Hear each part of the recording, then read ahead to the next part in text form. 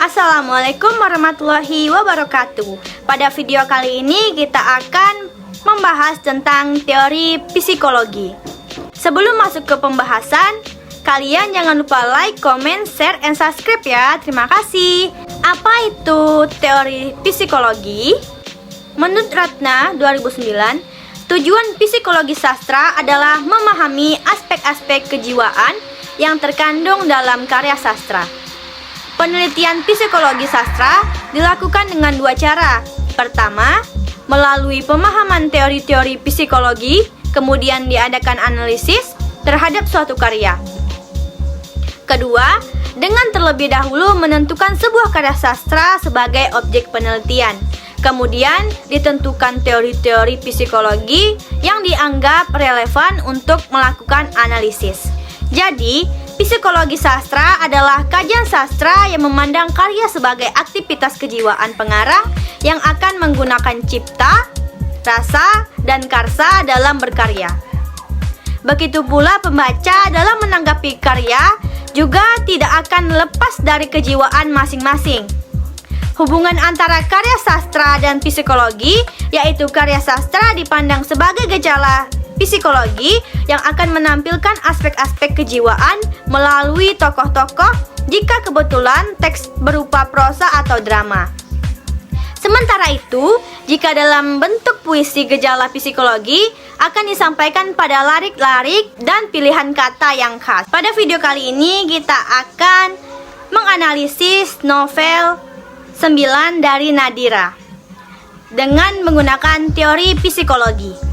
Yang pertama, konflik batin. Konflik batin yang dialami tokoh dalam novel 9 dari Nadira. Aspek psikologi sastra dalam novel 9 dari Nadira diteliti psikologi dari tokoh-tokoh dari cerita tersebut dan menganalisis perwatakan yang digambarkan. Analisis ini dilakukan dengan teori kepribadian yang dikemukakan oleh Sigmund Freud dalam teori psikoanalisis, yaitu ego, id, dan superego. Aspek struktur kepribadian melalui the id, the ego, dan superego. Dalam novel 9 dari Nadira terdapat konflik batin sebagai berikut. Kematian sang ibu yang menjadi pukulan besar bagi Nadira. Dalam hal ini, id dalam diri Nadira mengatakan bahwa Nadira belum siap ditinggal pergi oleh ibunya untuk selamanya. Namun, dia tidak bisa berbuat apa-apa. Ibunya telah memilih mengakhiri hidupnya dengan cara seperti itu. Ego di dalam diri Nadira mencoba mengrealistiskan id tersebut dengan tindakan mencoba mengikhlaskan kepergian ibunya dan berusaha mencari bunga seruni putih, kesukaan sang ibu untuk pemakamannya. Superego di dalam diri Nadira menganggap bahwa tindakan yang dilakukan oleh Nadira sudah benar, karena Nadira menganggap bahwa ibunya akan suka bila dalam pemakamannya menggunakan bunga seruni putih. Dengan menerima dengan ikhlas kepergian ibunya, Nadira yakin ibunya akan bahagia di alam sana. Superego telah memutuskan bahwa tindakan yang diambil oleh Nadira sudah benar, sehingga mampu mendorong id dan ego untuk realisasikan kebenaran tersebut agar dapat mencapai tujuannya, yaitu membuat ibunya bahagia untuk yang terakhir kalinya. Penolakan Nadira terhadap air susu Kemala, id di dalam diri Kemala mengatakan bahwa tidak ingin sekali menyusui Nadira dalam keadaan apapun. Akan tetapi, Nadira menolak air susu Kemala. Hal ini membuat Kemala sangat khawatir. Ego dalam diri Kemala mencoba merealisasikan dengan menggendong Nadira dan menyandarkan kepalanya yang bundar dan bagus yang diselimuti rambut hitam tebal itu ke pundak Kemala hingga Nadira tertidur.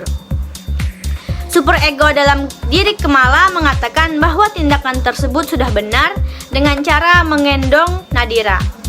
Berarti bahwa Kemala menunjukkan kasih sayang kepada Nadira dan bisa mengurangi rasa khawatir Kemala karena Nadira tidak mau minum air susunya. Kekecewaan orang tua Bramanto, id dalam diri kedua orang tua Bramanto mengatakan bahwa kedua orang tua Bramanto sangat kecewa dengan tindakan Bramanto yang menikah sebelum menyelesaikan kuliahnya. Ego dalam diri kedua orang tuanya Bramanto mencoba menerima keputusan yang diambil Bramanto, yaitu menerima pernikahan Bramanto dengan Kemala. Super ego dalam diri kedua orang tua mengatakan bahwa tindakan itu tidak benar atau salah. Seharusnya Bramanto menyelesaikan kuliah dulu baru menikah, bukan menikah sambil kuliah. Rasa bersalah Nina kepada ibunya, dalam diri Nina mengatakan bahwa dia malu dan takut mengetahui kesalahan yang dilakukannya kepada ibunya. Ego dalam diri Nina mencoba menyembunyikan kesalahan yang pernah ia perbuat dari ibunya.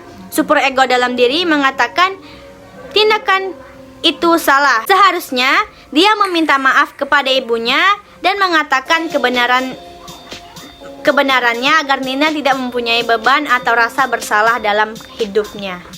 Nina merasa selalu bertanggung jawab atas apa yang terjadi terhadap kedua adiknya. Dalam diri Nina mengatakan bahwa dia memiliki tanggung jawab yang besar terhadap kedua adiknya karena dia anak sulung. Ego dalam diri Nina mencoba mengambil alih semua yang dilakukan kepada kedua adiknya. Bahkan saat adiknya berbuat salah, ia mencoba menjadi kakak yang baik untuk adik-adiknya. Super ego dalam diri Nina mengatakan bahwa tindakan itu benar sehingga mampu mendorong dan ego untuk merealisasikan kebenaran tersebut agar dapat mencapai tujuannya, yaitu mendapatkan pengakuan dari orang tuanya bahwa ia sudah mampu terlibat dalam mengurus adik-adiknya.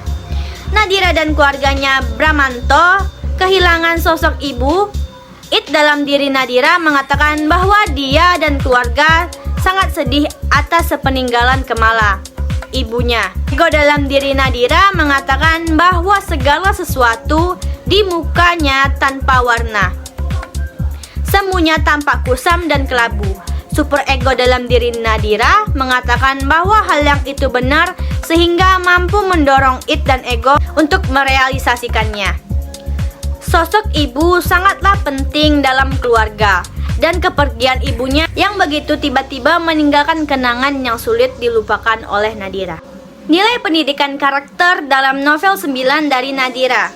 Setelah dibaca, dipahami, dan dianalisis berdasarkan kajian teori, nilai pendidikan karakter yang dapat ditemukan dalam novel 9 dari Nadira ini antara lain 1. Religius. Dalam cerita ini nilai karakter religius ditunjukkan oleh tokoh Suwandi. Suwandi senantiasa mengajarkan anak-anaknya, bahkan cucu-cucunya, agar selalu menjalankan perintah agama dengan baik. Hal yang sering ditekankan Suwandi kepada cucu-cucunya adalah agar selalu belajar memahami isi Al-Quran dan rajin melaksanakan sholat. Kedua, jujur. Dalam cerita ini, nilai karakter jujur ditunjukkan oleh tokoh Arya. Arya mengakui kesalahannya kepada ibunya setelah Kemala bercerita tentang tokoh Wayang Bima. Arya mengakui bahwa dialah yang mengajak Nadira lari-larian hingga jatuh, bukan kakaknya Nina. Arya bercerita jujur karena dia ingin menjadi tokoh dalam pewayangan, yaitu Bima. Ketiga, toleransi. Dalam novel 9 dari Nadira, sikap toleransi ditunjukkan oleh Bapak Suwandi, ayah dari Bramanto. Suwandi tidak mempermasalahkan partai yang dipilih oleh anaknya, asal partai tersebut sama-sama partai Islam. Sikap Suwandi tersebut menghargai partai pilihan anaknya. 4. Disiplin. Sikap disiplin dalam novel 9 dari Nadira ditunjukkan oleh tokoh Nadira dan Chris, teman sekantor Nadira. Setiap kali menerima tugas dari atasannya, Nadira selalu menyelesaikan tugas tersebut dengan patuh dan sigap. Sebelum Nadira mengambil cuti untuk menikah, dia menyelesaikan semua utang laporan yang diberikan oleh kantor. Sikap tersebut menunjukkan kalau Nadira mempunyai disiplin yang tinggi dalam mengerjakan semua tugas yang diberikan oleh kantornya. Selain Nadira, sikap disiplin juga ditunjukkan oleh Chris. Chris mematuhi peraturan yang dibuat oleh kantornya. Dia tidak merokok pada saat jam kerja kantornya. Dia baru merokok saat jam kerja sudah selesai. 5. Kerja keras. Sikap kerja keras dalam novel 9 dari Nadira ditunjukkan oleh tokoh Bramanto dan Nadira. Bramanto bekerja keras untuk menghidupi istri dan ketiga anaknya. Nadira selalu mengajarkan tugas-tugas yang diberikan oleh kantornya. 6. Kreatif. Sikap kreatif dalam novel 9 dari Nadira ditunjukkan oleh tokoh Nadira. Di sela-sela kesibukannya, dia masih membuat film pendek tentang wartawan dan menceritakan kepada ayahnya. Sikap kreatif Nadira tumbuh saat dia masih kecil. Sejak kecil, Nadira gemar menulis cerpen dan mengirimkannya ke majalah. Dengan begitu, dia bisa mendapatkan uang dan menyalurkan sikap kreatifnya. 7. Demokratis. Sikap demokratis dalam novel 9 dari Nadira ditunjukkan oleh tokoh Bramanto, Bram. Begitu dia dipanggil. Menghormati pilihan politik keluarga, tetapi dia juga ingin dihormati dalam pilihan politik yang tak sejalan dengan keluarganya. 8. Rasa ingin tahu. Sikap rasa ingin tahu ditunjukkan oleh Nadira. Sebagai seorang wartawan, rasa ingin tahu Nadira sangat tinggi. Ini ditunjukkan dengan cara mewawancarai Gilang Sukma, narasumbernya yang seorang geografer. Nadira bertanya secara detail tentang rencana pertunjukan yang sedang dilakukan oleh Gilang Sukma. 9. Cinta tanah air. Sikap cinta tanah air ini ditunjukkan oleh tokoh Kemala. Walaupun dia tinggal di luar negeri, saat pernikahannya dia tetap menggunakan cara Indonesia. Hal ini menunjukkan bahwa dia cinta Indonesia. 10. Menghargai prestasi. Sikap menghargai prestasi ini ditunjukkan oleh Chris kepada Nadira. Chris memberikan ucapan selamat kepada Nadira atas keberhasilan Nadira melakukan wawancara. Ucapan selamat ini menunjukkan bahwa dia ikut senang atas keberhasilan Nadira. Sekian penjelasan dari saya mengenai teori psikologi dengan menganalisis novel 9 dari Nadira. Semoga ilmunya bermanfaat. Wassalamualaikum warahmatullahi wabarakatuh.